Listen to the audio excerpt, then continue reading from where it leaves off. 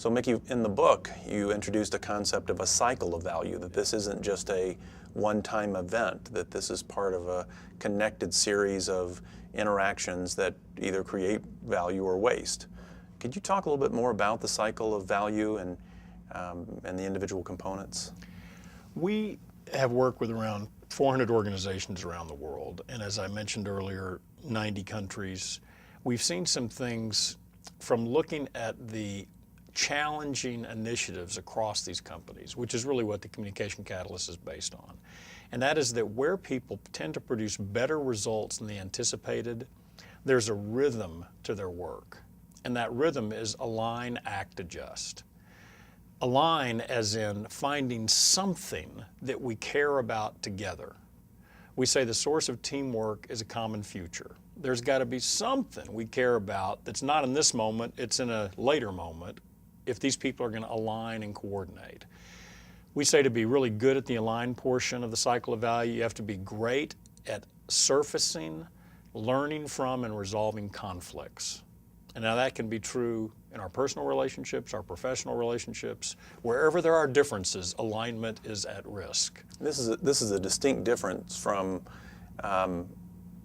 just compromise or acquiescence. Absolutely. Alignment is where people find something in common that they freely and mutually support. For me, often what people mean by compromise is let's water down what we're talking about until it gets to where nobody can disagree. That's not powerful. We don't think that's alignment. That's putting up with and avoiding our most fundamental differences because we're not very good at finding an intersection between your situation and mine. So once people do that, if they're really good at surfacing, learning from, resolving conflicts, they've got points of alignment that they have confidence in. Well, then you want to act, you want to do something. So the act part of the cycle is about who's accountable for what, expectations, management and execution of commitments. If you take that on before there's real foundation of alignment, managing commitments feels spiritually barren. It feels mechanical. So the foundation of alignment is absolutely crucial to have the coordination of commitments be something that's inspiriting, interesting, exciting for people, fueled by, yes, let's go get this done.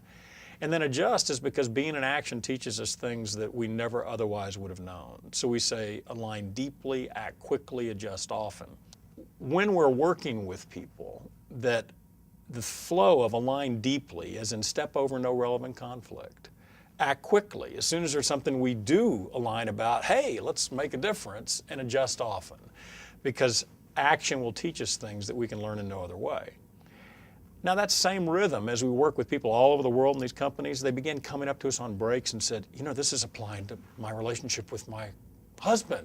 Oh, this is really going to help me with something with my parents. Oh, this is incredible with my kids. And we started noticing, you know, I think these distinctions apply across boundaries.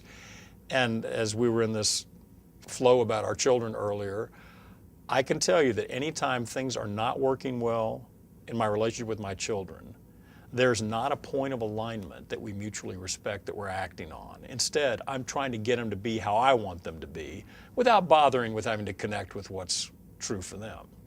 So that's that rhythm of align, act, adjust. And we find that it works in massive projects like the HP Compaq merger, and it works being at lunch with my daughter.